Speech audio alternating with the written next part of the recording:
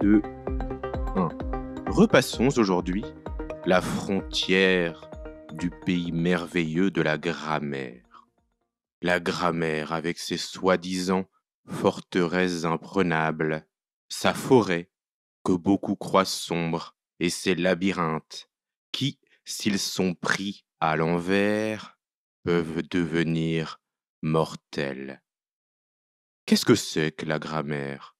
La grammaire, je le rappelle, je l'ai dit souvent en classe, c'est l'art, oui, on peut dire que c'est un art, de fabriquer des phrases et plus largement des textes en agençant les mots de manière à leur donner, pris ensemble, du sens. C'est l'art de créer des phrases pour se faire comprendre. C'est indispensable. Sans grammaire, une langue ne tient pas. Sans grammaire, la langue française ne tiendrait pas. Souvenez-vous, on a passé du temps à étudier l'usage des temps verbaux, l'imparfait, le passé simple, le présent, les temps de l'indicatif. On a étudié leur usage dans le récit et dans le discours. À quoi servaient ces temps quand j'écrivais des histoires? Quel sens prenaient ces temps dans les phrases de l'histoire que je composais? Nous allons continuer à nous occuper de grammaire dans la fabrication des histoires. Aujourd'hui, abordons une nouvelle notion qui ne sera d'ailleurs pas si nouvelle que ça, vous la connaissez depuis le primaire. On va s'occuper aujourd'hui de la notion de l'adjectif, mais nous allons nous occuper de cette notion en fonction de son usage, de son utilisation dans la fabrication des histoires. Et c'est au cœur de notre chapitre, centré autour de la fabrication des histoires. L'adjectif. Qu'est-ce que c'est? Vous en avez des notions.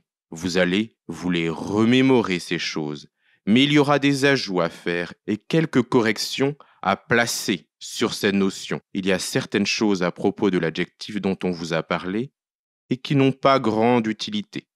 Mais ce n'est pas la peine que je parle en continu si vous ne travaillez pas en même temps. Et je vous demande, pour commencer cette leçon de grammaire sur l'adjectif et sur sa place dans les récits et dans les discours, sur son usage dans la fabrication des histoires, je vous demande de disposer de votre cahier ou d'une feuille et d'un stylo. De quoi écrire. Sur cette feuille, vous écrivez le titre de la leçon. C'est une manière de clarifier pour vous ce que l'on va faire ensemble. Vous pouvez écrire le titre de la leçon. C'est l'usage de l'adjectif. C'est l'usage de l'adjectif dans le récit et dans le discours. Un titre qui vous est familier, qui ressemble à notre titre de grammaire qui concernait l'usage des temps verbaux. Rappelez-vous. Après avoir écrit votre titre, je vous propose d'écrire une phrase d'exemple qui servira d'introduction, une phrase qui contiendra des adjectifs et à partir de laquelle nous allons pouvoir discuter ensemble de ce qu'est l'adjectif. Je dicte cette phrase d'introduction qui nous servira d'exemple de départ. La lumière blanche et chaleureuse illumine mon espace. La lumière blanche et chaleureuse illumine mon espace. Rajoutez un point. Vous avez devant vous, sur votre cahier, et si vous en avez besoin, utilisez la fonction pause de YouTube. Vous avez cette phrase devant vous. Relisez-la et je vous demande de souligner tous les adjectifs de cette phrase. Vous cherchez, je pense que vous les avez trouvés. Blanche, chaleureuse. Ce sont nos deux adjectifs. Première chose, donnons une catégorie à chacun des mots de cette phrase, ou à la plupart, les plus importants, ceux qui vont nous aider dans la compréhension dans l'analyse de cette phrase. Quand on analyse une phrase, on cherche ces éléments les plus importants, ceux qui font tenir la phrase debout. Le premier élément à chercher dans une phrase, c'est le verbe conjugué. Dans cette phrase, c'est illumine. Si je prononce illumine, je n'ai pas une phrase qui tient debout. Elle a besoin d'un sujet. Le sujet, c'est la lumière. La lumière appartient à une autre catégorie de mots. La catégorie de mots, vous l'appelez parfois la nature du mot, c'est sa famille, sa grande famille. Quand on choisit des mots, on les choisit à l'intérieur d'une famille, verbes, noms et d'autres familles pour construire notre phrase. La lumière est un nom. Le nom a toujours besoin d'un déterminant. Ce n'est pas le moment d'expliquer pourquoi. Il a besoin d'un déterminant, ce nom. La lumière illumine. Et j'ai une phrase qui tient debout. C'est une phrase qui tient debout toute seule. Et qu'est-ce que ça nous apprend? Ça nous apprend que le verbe et deuxièmement le nom sont les catégories les plus importantes, celles qui commanderont les autres dans la phrase. Pourquoi? Parce que le nom et le verbe suffisent à construire des phrases qui tiennent debout toutes seules. C'est une manière de l'expliquer. Intéressons-nous à ce nom, lumière, et dans cette phrase, la lumière. Le déterminant est indispensable. On repère d'autres éléments collés à ce nom. Blanche et chaleureuse. Vous connaissez certainement la catégorie, la nature, la famille à laquelle appartiennent ces deux mots, blanche et chaleureuse. Oui, ce sont des adjectifs. Et qu'est-ce qu'on peut en dire? Première chose, qu'ils se sont ajoutés au nom, puisque la phrase la lumière illumine mon espace tient debout, blanche et chaleureuse sont des ajouts. Ils s'ajoutent, et qu'est-ce qu'ils font à ce nom une fois qu'ils se sont ajoutés? Une lumière, c'est différent d'une lumière blanche et chaleureuse.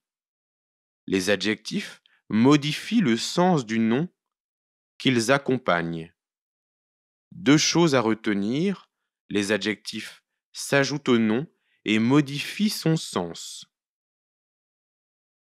Et puisqu'on peut les enlever sans faire s'écrouler la phrase, sans lui faire perdre tout son sens, vous utiliserez toujours votre intuition pour le vérifier. L'adjectif est facultatif. On peut l'enlever, on peut le remettre à côté du nom, c'est votre choix. Ça ne fera que changer le détail de votre phrase. Ça ne fera que modifier la précision que vous voulez ajouter au nom que vous insérez dans votre phrase. Un adjectif, comme blanche, comme chaleureuse, s'ajoute au nom, au contraire du déterminant qui est toujours présent. Cet adjectif modifie le sens de ce nom. Il est facultatif. Et ces mots, qu'on appelle les adjectifs, peuvent avoir deux fonctions dans une phrase. Deux fonctions, c'est-à-dire deux métiers, deux manières de fabriquer du sens dans la phrase. Il y a les adjectifs épithètes d'un côté et les adjectifs attributs d'un autre. Laissez les adjectifs attributs pour aujourd'hui. On y reviendra dans une deuxième partie de la leçon. Occupons-nous dans un premier temps des adjectifs épithètes. Ce sont les adjectifs que l'on colle au nom, qui n'en sont pas détachés. Dites-vous que s'il n'y a pas de verbe entre le nom et l'adjectif qui modifie ce nom, c'est un épithète. C'est la manière la plus efficace de repérer un adjectif épithète. Pas de verbe entre le nom et cet adjectif. Par contre, il peut y avoir entre le nom et cet adjectif épithète un autre adjectif, comme dans le groupe de mots le chien, petit et dodu. Dodu est un adjectif épithète, mais il est séparé du nom par l'adjectif petit. Il peut aussi y avoir entre le nom et son adjectif épithète un adverbe, comme dans l'exemple le chien très dodu. Il peut aussi y avoir une virgule entre l'adjectif et le nom, comme dans la phrase dodu, le chien court. Entre le chien et dodu, son adjectif épithète, il y a une virgule. Dans ce cas précis, on peut appeler l'adjectif épithète un adjectif épithète détaché. Épithète, c'est une fonction. Ça dit quelque chose de l'utilisation de l'adjectif dans la phrase et de sa participation à la construction du sens de cette phrase.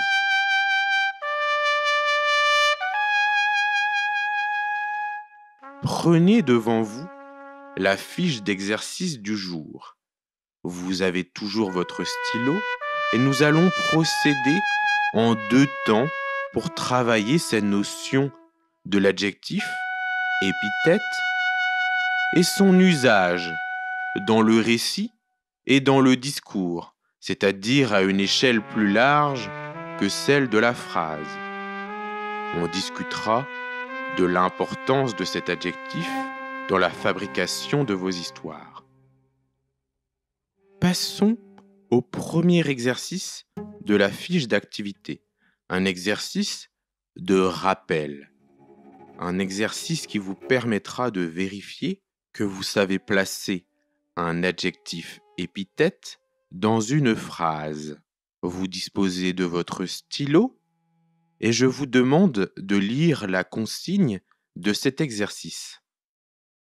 Ajoute des détails aux phrases suivantes en insérant dans ces phrases à l'endroit approprié 3 adjectifs épithètes. Réfléchissez.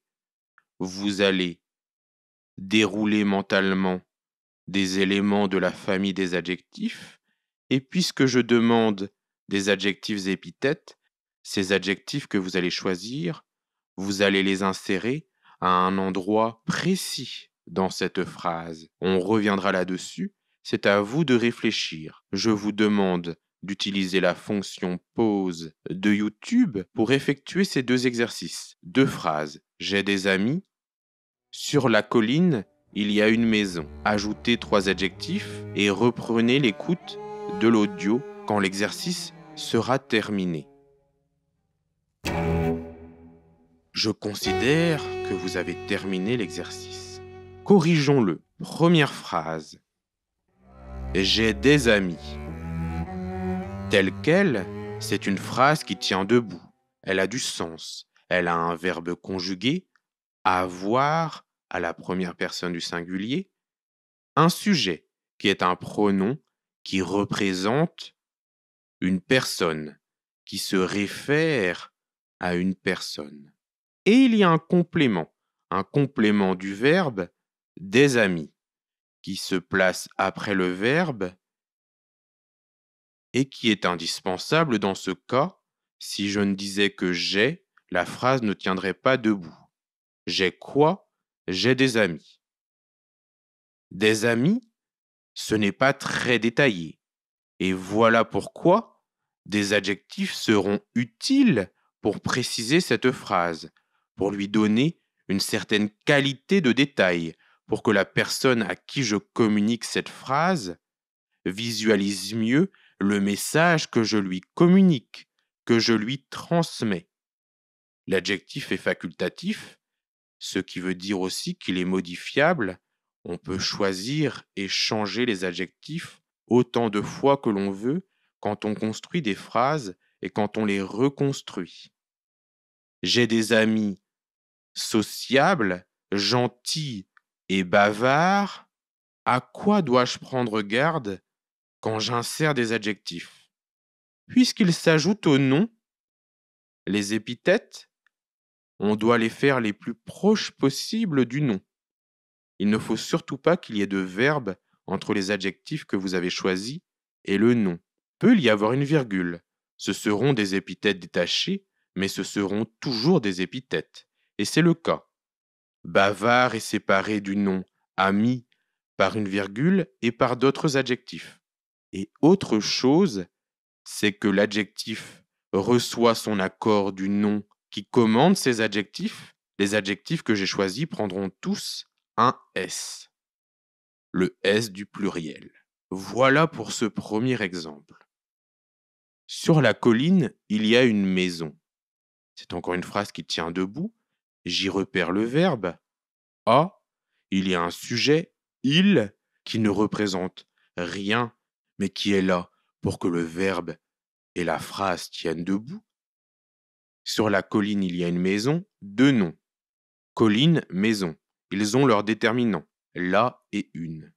Vous n'avez pas eu besoin de réfléchir au genre de ces noms. Vous en avez l'intuition en général, c'est quelque chose que vous savez sans vraiment savoir pourquoi. En grammaire, on fonctionne beaucoup avec des intuitions. On sent que la phrase que l'on prononce a du sens. Et si elle n'a pas de sens, cette phrase que l'on prononce nous met mal à l'aise ou met mal à l'aise notre destinataire. Colline pourrait recevoir un ou deux adjectifs, ou trois d'ailleurs, puisque je demandais trois adjectifs. Mais gardons un dernier adjectif pour le coller à maison. Sur la colline verte et chatoyante. Deux adjectifs, épithètes qui ne sont pas séparés de colline par un verbe et qui reçoivent un autre type d'accord, ce qu'on appelle l'accord en genre. L'accord avec le E. Colline est un nom féminin. Les adjectifs et épithètes qui s'ajouteront à ce nom seront féminins. Verte, chatoyante. Un dernier adjectif que l'on ajoutera, bleu. Il y a une maison bleue. Autre adjectif épithète, collé au nom, qui n'en est pas séparé par un verbe. J'aurais pu rajouter un adverbe. Il y a une maison très bleue, mais ce n'est pas du tout indispensable, et je dirais même que dans ce cas-là, ça n'a pas beaucoup de sens. Bleu, comment je l'écris? Épelons-le. B-L-E-U-E. Et voilà, très simple, et c'est tout. Vous avez senti à quel point ces adjectifs donnaient plus de consistance à vos phrases, les densifiaient, les clarifiaient, surtout dans les images mentales de celui qui vous écoute et qui essaie de s'imaginer ce que vous lui racontez. Et l'objectif du deuxième exercice que je vais vous proposer ira dans ce sens. Plus difficile parce qu'il s'agira de s'occuper de l'usage des adjectifs à l'échelle plus grande d'un récit, d'un ensemble de phrases qui ensemble forment un texte cohérent.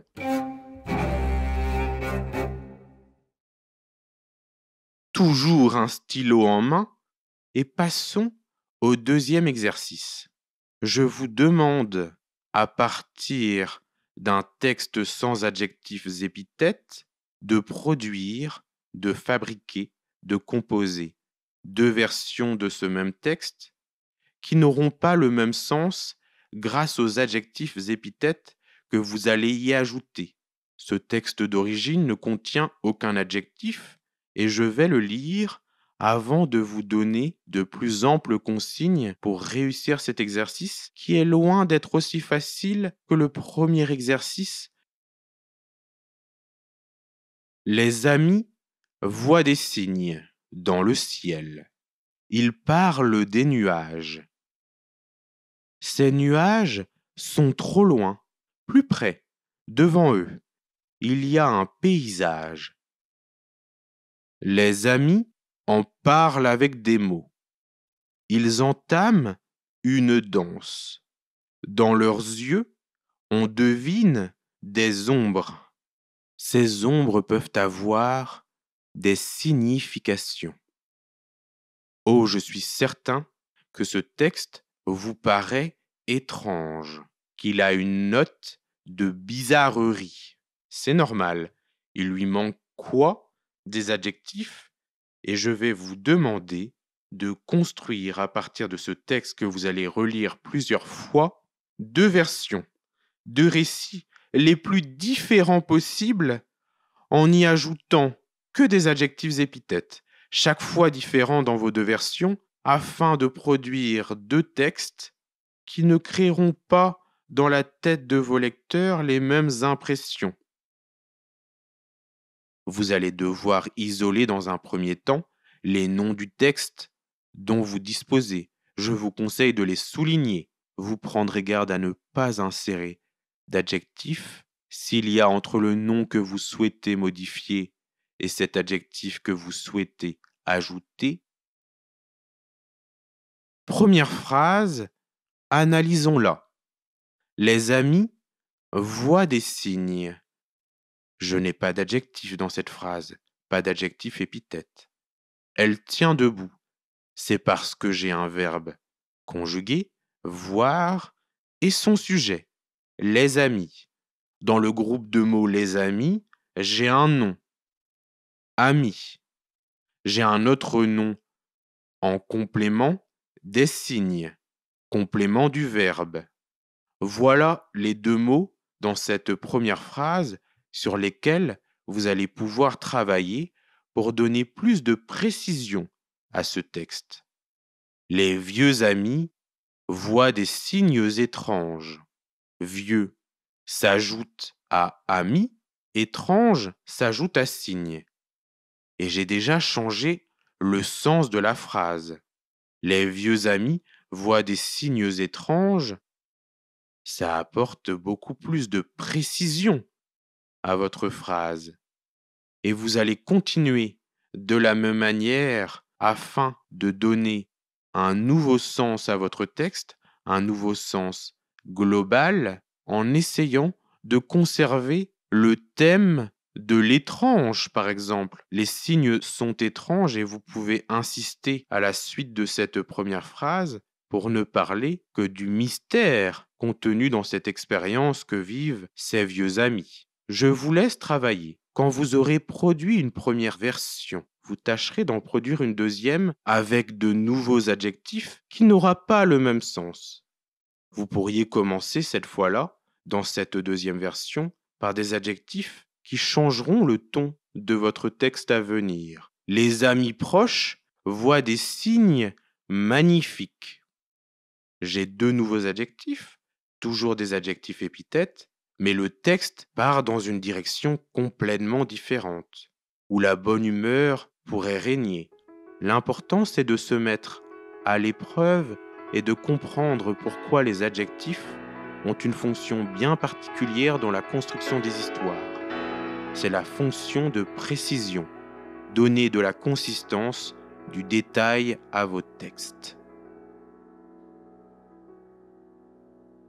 Il y aurait d'autres choses à dire encore sur l'adjectif, et je ne parlerai pas non plus des adjectifs attributs, parce que je souhaite que vous vous concentriez sur deux choses, la fonction épithète de l'adjectif et sa capacité à l'adjectif, épithète, mais ce sera le cas aussi, de son voisin, l'adjectif attribut, à donner beaucoup de sens, beaucoup de précision à un texte. Et c'est ce que vous devrez retenir. Prenez le temps d'aller au bout de l'exercice 2, qui n'est pas simple, je vous l'avoue, et rendez-moi vos travaux quand vous les aurez effectués. Demain, nous reprendrons des lectures en lien avec le chapitre en cours, et je ne proposerai un cours audio que jeudi. Demain, ce sera le temps pour vous de recevoir un texte que vous lirez. Ce texte, je l'expliquerai dans un cours audio jeudi. Bon travail, à tantôt.